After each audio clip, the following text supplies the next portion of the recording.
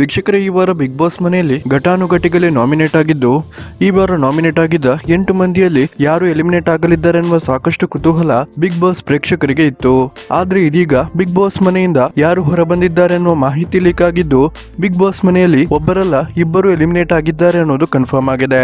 ಅದರಲ್ಲೂ ಗೋಲ್ಡ್ ಸುರೇಶ್ ಅವರು ಈ ವಾರ ನಾಮಿನೇಟ್ ಆಗಿಲ್ಲ ಅಂದ್ರೂ ಕೂಡ ತಮ್ಮ ಮನೆಯ ಸಮಸ್ಯೆಯಿಂದಾಗಿ ಬಿಗ್ ಬಾಸ್ ಮನೆಯಿಂದ ಹೊರಬಂದಿದ್ದಾರೆ. ಅಷ್ಟಕ್ಕೂ ಗೋಲ್ಡ್ ಸುರೇಶ್ ಅವರ ಮನೆಯಲ್ಲಿ ಆದ ಸಮಸ್ಯೆ ಏನು, ಗೋಲ್ಡ್ ಸುರೇಶ್ ಅವರ ಜೊತೆಗೆ ಬೇರೆ ಯಾರು ಎಲಿಮಿನೇಟ್ ಆಗಿ ಹೊರಬಂದಿದ್ದಾರೆ ಅನ್ನೋ ಮಾಹಿತಿಯನ್ನ ಈ ಒಂದು ವಿಡಿಯೋದಲ್ಲಿ ನಾವು ನೋಡೋಣ.